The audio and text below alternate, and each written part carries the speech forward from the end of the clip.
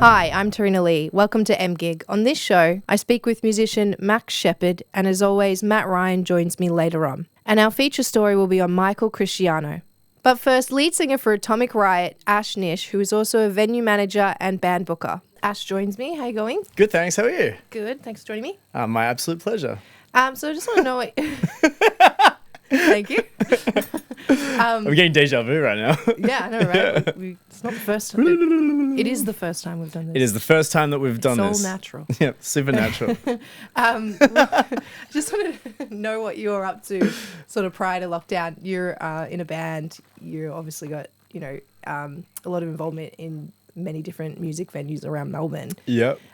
Give us an idea what you were doing before, lockdown. Oh, before lockdown. But in the before times, I've been a bit of a, for the last 10 years, I'd say, a bit of a jerk of all trades. I'm in Atomic Riot, which is a Melbourne-based hard rock, heavy metal party band. Kind of 70s, 80s, a little bit hair metal, massive show, pretty wild. So I was doing that. And then I guess I've been managing music venues and kind of predominantly rock and roll bars. And then in my spare time, when I get to leave Melbourne, I go and visit other rock and roll bars around the world and around Australia as well, which has been pretty rad. Yeah, definitely. Yeah. I guess that would be so many awesome experiences through that. Yeah, there's some crazy experiences. Some flashbacks coming back now. Yep. Yep. Uh-oh, wait. Oh, yeah, okay, cool. You here? Yeah, I'm drunk now. Yeah. So obviously with lockdown, that would have halted a lot of your traveling, unfortunately, as for many of us. 100%. And have you still been able to work during lockdown? Unfortunately not. I mean, with the band, we've got an album coming out soon. So as soon as the restrictions kind of went back a little, Chris got me in, which is our producer at Monolith Studios. He got me to come in to do the harmonies and some backing vocals and stuff, which is cool, and finish some lines that I didn't like or that I thought kind of sucked. So I was like, I've had a bit of time to one-on-one studio time, and he's at least, what's the distance again? 1.5. 1.5. I think it is. He was definitely 1.5 meters away from me, so I got to do that. So that was cool, and just a lot of graphics work, for the album and stuff, and kind of mapping out what's going to happen, because we don't know when we're going to be able to play gigs or how we're going to release the album. Are we going to release it, just series of singles, or are we going to do videos? Like, what are we going to do? So it's just mapping out that process. I guess that's what ISO has been good for. Yeah. It's being able to do that and spend some time thinking about everything and think about what songs I don't want on the album because they suck. Well, you got the time to sort of, refresh them. Totally. You like them, so. Yeah, go back. Yeah. Just awesome. You've been keeping busy. In terms of the band during lockdown. True, yeah. And have you guys been doing any streaming sort of stuff? Or? No. We thought about it, but trying to get 5 guys to get thetheir laptops or their phones and put it all in sync has been a bit of a challenge. Okay. Yeah. There's still time yet, maybe. There is still time. We're kind of all funny like that, but me and Fiona, who owns Fifi's Bar in Collingwood, we did a couple of live DJ sets, which were really cool. Yeah, so we just chucked up the Instagram thing and pretty much just press play. Yeah, for a couple did you get hours. much feedback from that in terms of people who were tuning in?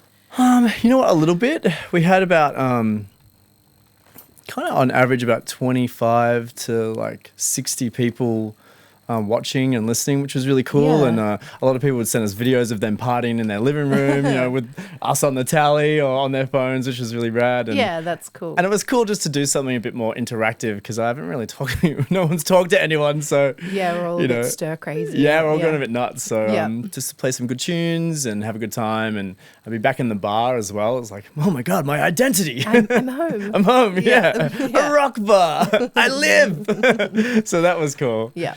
So that's kind of the streaming. We thought about doing some acoustic sets and stuff, but we're all a bit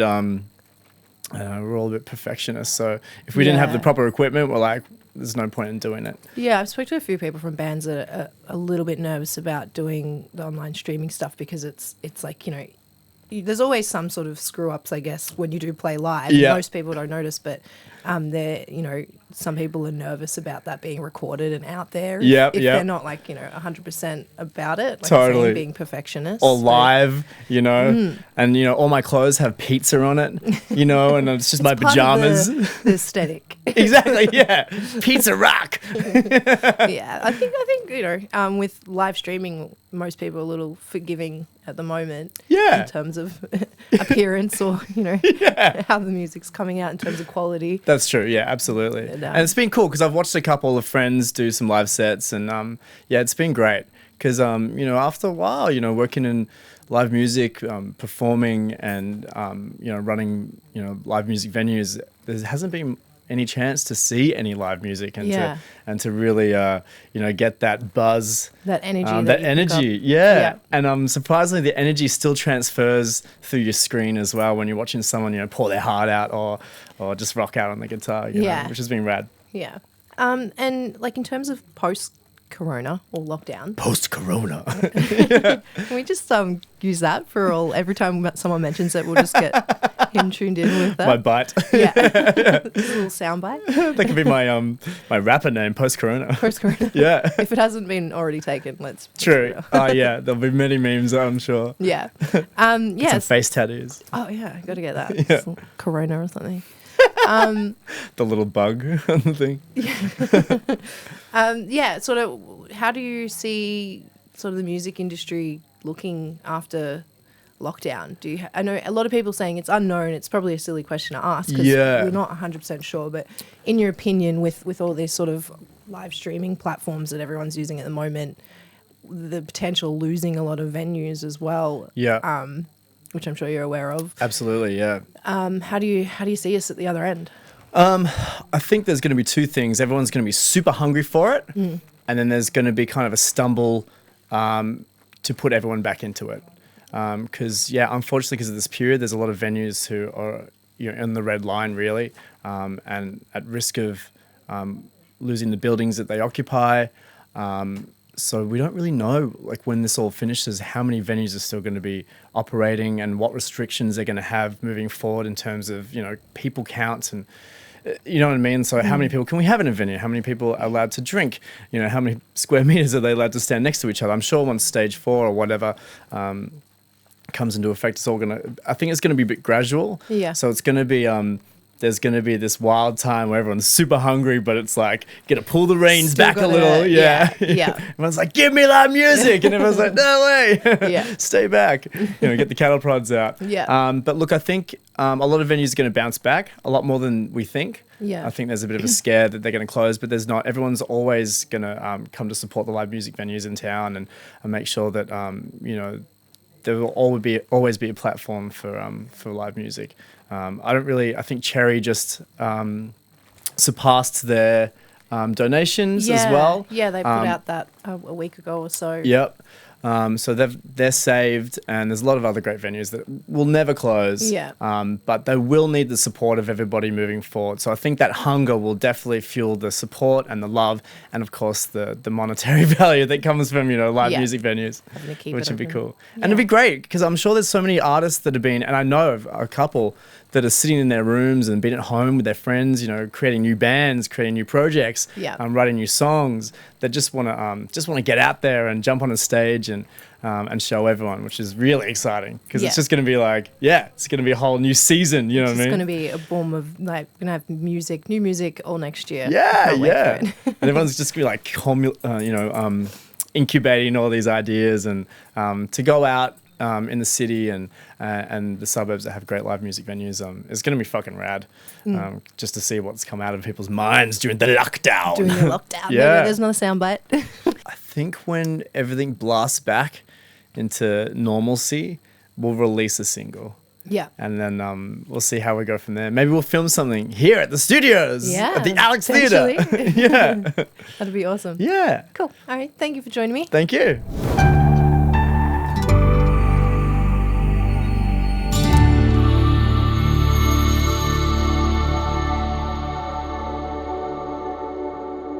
Max Shepherd has been a part of the local music scene here in St Kilda for many years, bringing the old school sounds of rock and roll with his band, the Dead Amigos. He joins me now. How you going? Yeah, I'm good.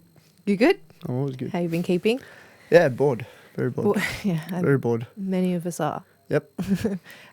So you're in the band Dead Amigos. Want to know a little bit about how you guys were doing before the pandemic? I know you guys had a few things in the work. Yeah, like everyone had everything in the works, but I think for us, we were just about to release our next single, which was, we had a big gap in between our last single and stuff, and we really put a lot of thought into our next video clip, and just organising that was this huge production. So this is the idea was, we we're going to have a football match with a female football team, and pretty much the video clip would just be them just flogging the shit out of us. And, you know what I mean? Like, and just having a good time. But, like, organising all that, we're still going to do it. So, we haven't come up with any better ideas. So we're still doing that. So I guess, if anything, I'm just promoting the fact that if you follow our page, we'll say, just come down to yada yada oval. Yeah. And you can be part of the video clip. Yeah. So, which is fun. Yeah, which we're going to, and we'll make it a big do. So we'll make sure that the pandemic is well over before we attempt that. But it was kind of cool because it was nerve-wracking to a degree because, it was such like just getting everything organised and stuff like that was like, again, for a band, a local band like us, it was like, oh man, it's a big deal. Like, we're putting all this effort in. So for it to be pulled was kind of like, oh man, like, and if we had just done it the week before, we would have had it done. So yeah, just perfect timing. Yeah, and so we also got like the album, mostly recorded and stuff like that. So it's nearly ready to go. Like, we were planning to drop that, then drop an album, and then we've teamed up with Rock People Management, and they've offered to help send us to Europe. Yeah. So all of that was in the works, and it's kind of like, that's all gone. So just got taken away. You got taken away. So that hurts.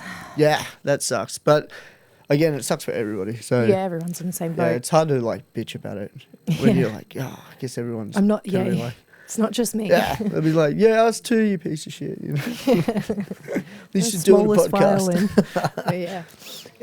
Everyone's doing a podcast. Still doing something. So. My friend Josie from To Kill a Mockingbird, her and Terry, they've got a management company, but they've only got so few bands on the roster, like Massive Wagons and stuff. I know I really dig their stuff. So they've, like, I think because I annoyed Josie. I'm like, come on, man. She's like, all right. I'm like, yes. You pestered her to get you on a tour. That's what I do. I pester people. Yeah, but she, so it's on the table, like, as far as I know. Yeah, so it's not completely cancelled. It's not completely cancelled or anything like that. Game. But it looks like, I don't know, looking like international travel would be a couple of years away. Yeah. So, man, I don't know. But, I would take just not even a tour. I'll just take a gig right now. You know what I mean? I'll be happy with satisfy. That. Yeah. So, I guess it's good in a way when it comes back. You're not going to be bitching about, the fucking same gig again. And you'll be like, oh, thank God. Just, Yeah, cool. So what have you been up to during the lockdown, though? How you been keeping your sanity? Not much. No? You guys, you just had a newborn baby as well, so I imagine that takes a bit of time. Yeah, it's hell. No, it's great. I love her. I think that was the best thing about the lockdown. Like, at the start, you don't feel so guilty about not doing anything. Yeah. You know what I mean? So kind of appreciate that downtime for the first part. Yeah, and like you can do it guilt-free because you're like, no one's doing anything. You know what I mean? Like, usually every time I had a day off, I'm like, you could be doing something right now. Like, and just annoying myself with it. But now it's kind of like ticked over to the point where I'm like, all right, this sucks. You know what I mean? It's the same day, day in, day out. It's like Groundhog Day. Yeah, and I think, you're just drinking, too much. Yeah, I think a lot of people crossed over, to a few extra days a week. I'm glad that the gym's open because now, like, you can do that as well. But I think that's rough, taking away, like, exercise and, your bars and all that. I mean, they were my two favourite things to do, so. Yeah, it took a toll. It did. Yeah. You did a lot of live streaming, though, so you still sort of had somewhat of an element, like, outlet for you. I did say on the other thing, I'm like, it's like comparing jacking off to fucking a chick. I don't know if we can put that in. You know what I mean? And Like, producers laughing. you're like, this is great, you know, in a way, but it's not the game. Yeah. You know what I mean? God damn, I just want to put it in. God. Put it in and get it done. It's turned into the Howard Stern show now. I didn't know how. Getting a bit personal. You guys should have warned me if this is a G-rated show. It's fine. We can edit. We'll edit.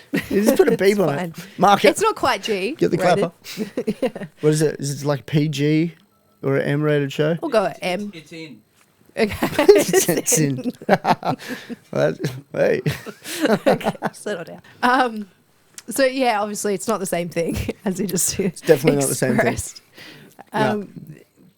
How did you find that experience though? I think going forward, everyone's still going to do it to a degree. What I did find really cool about it was that when I did like my first couple live streams, like you post all the time about your shows and what you're doing. You like people come out, you know, and you just assume that like, you know, people from high school or like people you haven't seen in years, you're like, oh, you're just not interested in what I do. And then like you're doing a live stream and all those people that never come to shows are like, boom, boom, boom, you're watching. Yeah. And like I was surprised by a few. I'm like, oh man, okay, you're checking it out. I'm like, you know, how about a g'day, you know, fucks. That's the difference, I guess, when you do the live streaming. The people don't have to interact either. I think it's the weird world we live in. It's like, dude, just come out. You know what I mean? What, do you never leave the house? You know, it's like, oh, I can finally enjoy this from the comfort of my home. Well, now they don't have to. Yeah, exactly. Oh man, yeah, what a world we live in. But yeah, I thought that was pretty cool. I think, you know, jokes aside, like your audience, you know, expands massively. And there's like a lot of people I know that are overseas that can't come and stuff like that. And they're watching, they love it and stuff as well. So they can do that. Yeah. And so I enjoyed doing it. I haven't done one in a while because I think, you know, after like 10, you're like, I'm just shoveling over the same fucking songs, you know, that I really enjoy doing. So I think I might do one again soon. Yeah. But yeah, I think going forward, I think it'll be really good if you can utilize it, especially because you can get the tip jar going. I suggest every band do that through Bandcamp. You can get a tip jar, so you can just post that link while you're doing a live thing, and people can donate money to you.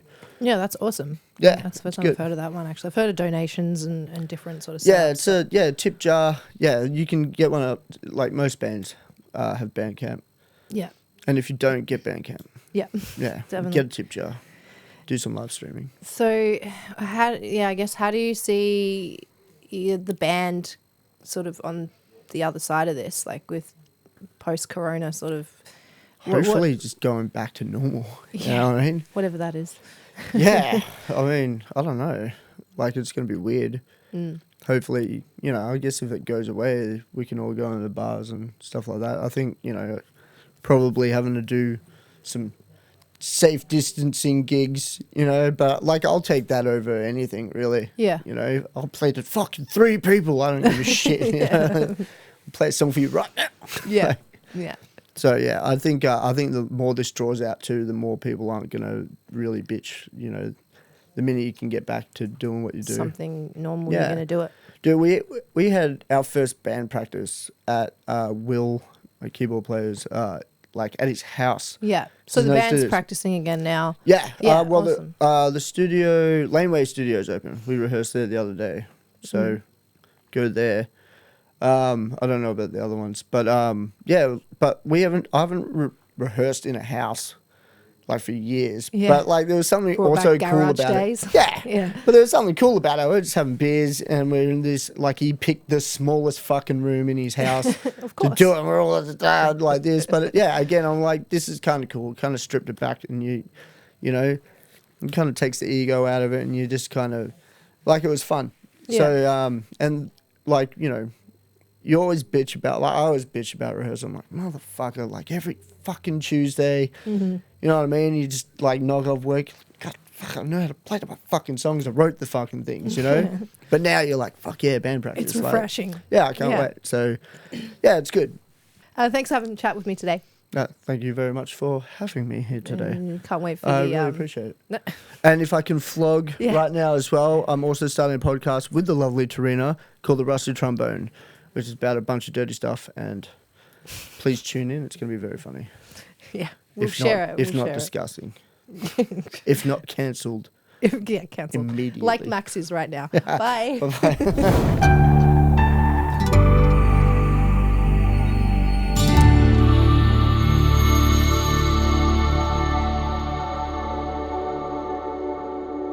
Michael Cristiano is a musical producer who not only produces for Universal and Sony Music, he also performs constantly with many great artists. Now he is playing in the original Seekers. That was the Four Seekers before Judith Durham joined them in the 60s. I've always been interested in music and guitars, even when I was a little kid. There was my dad, who's gone now, but my dad had a great tenor voice. You know, typical Italian. He used to sing all those beautiful Neapolitan, you know, songs and songs from the operas, you know, all that sort of stuff. And there was always a guitar in the house because my dad could play.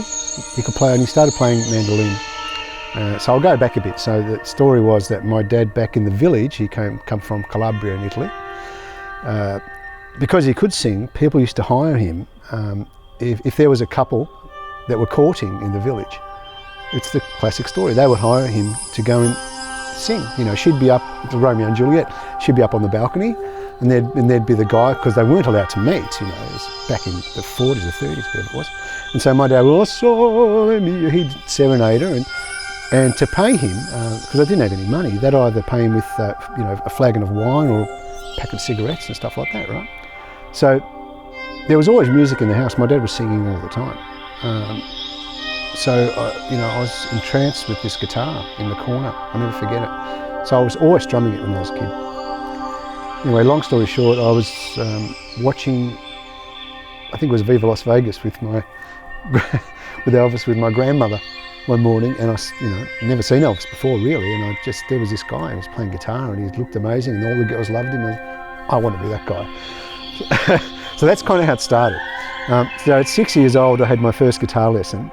So 6, I was really young, tiny hands, so I had a little 3/4 guitar, and since then I haven't stopped. So I did all the kind of academic side of things, and then of course, you know, I went to uni and started touring with bands, and you know, then the Seekers. I think we haven't spoken about the Seekers yet, but I started working with the Seekers. That was my first major tour overseas, and then, you know, and the whole thing just took off. So 6 years old.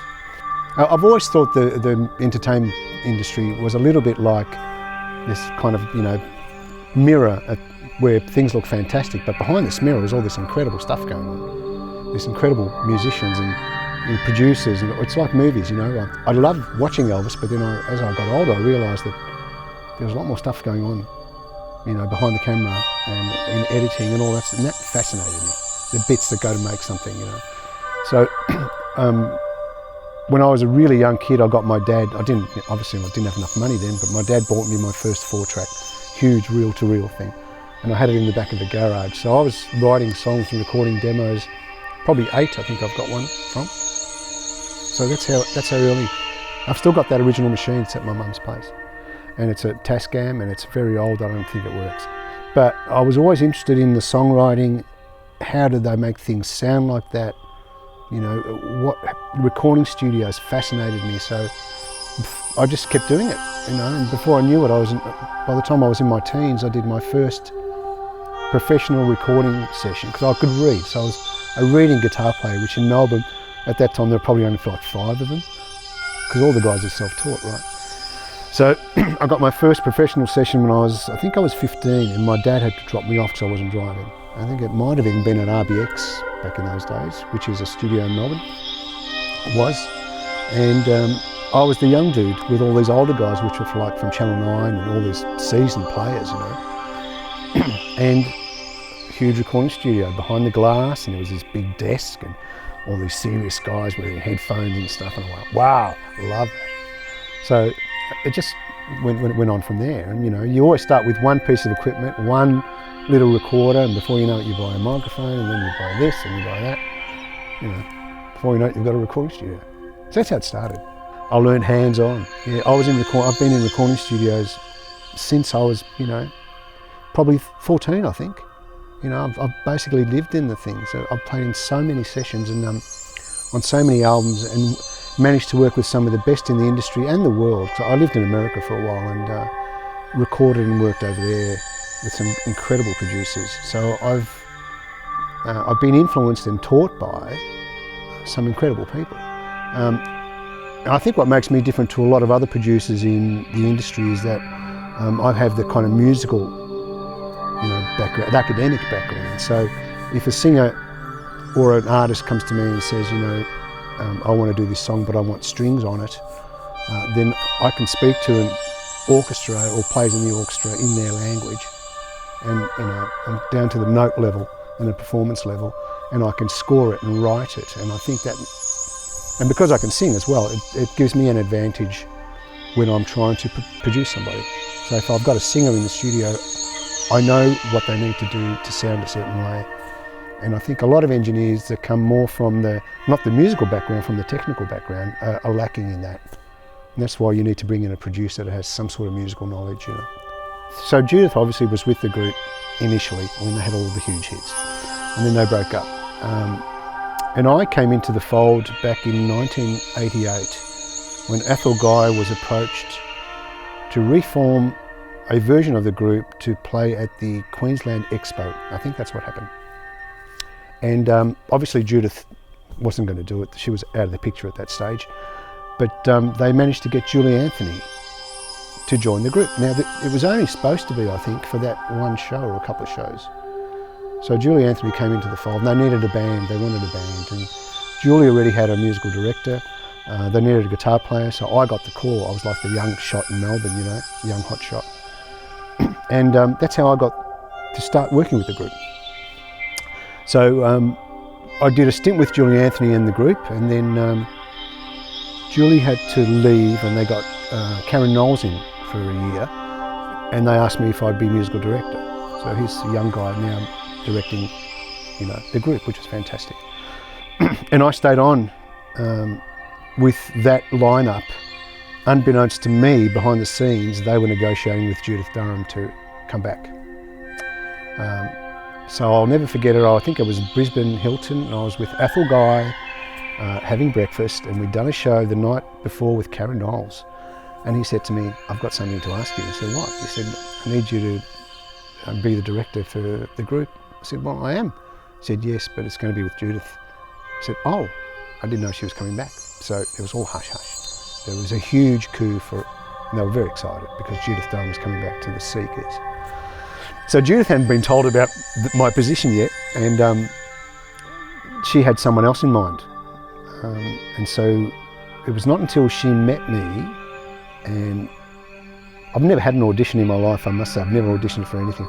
But she didn't audition me. I didn't have to sit at the piano or anything like that, but she kind of grilled me a little bit.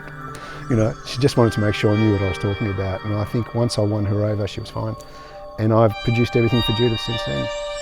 So yes, it was very important for her and the group that whoever was going to be directing, and I kind of did direct their musical kind of journey a little bit. I really did, and they trusted me to do that. They needed someone that had the musical knowledge, because Judith is a great musician and she really knows her stuff. So she needed someone that could speak to her at that level. And I could do that, so I think that was good.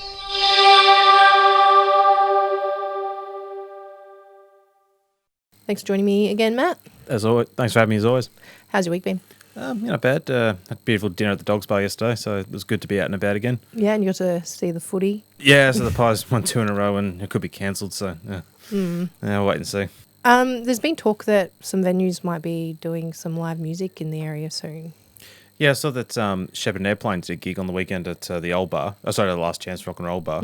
And Mick Thomas, his pub Northside, his band The Roving Commission played, and of course Mimo down in beautiful Ackland Street. They've been doing gigs the whole time, and I saw that Ron Pino's and the Superstitions are going to play soon, so all live streaming, of course. Yep. And the Dogs Bar's talking about doing some actual live music where people can come in and watch, obviously with a capacity of I think of 20 people. About 20 people, yeah. Yeah, because restrictions obviously changing again.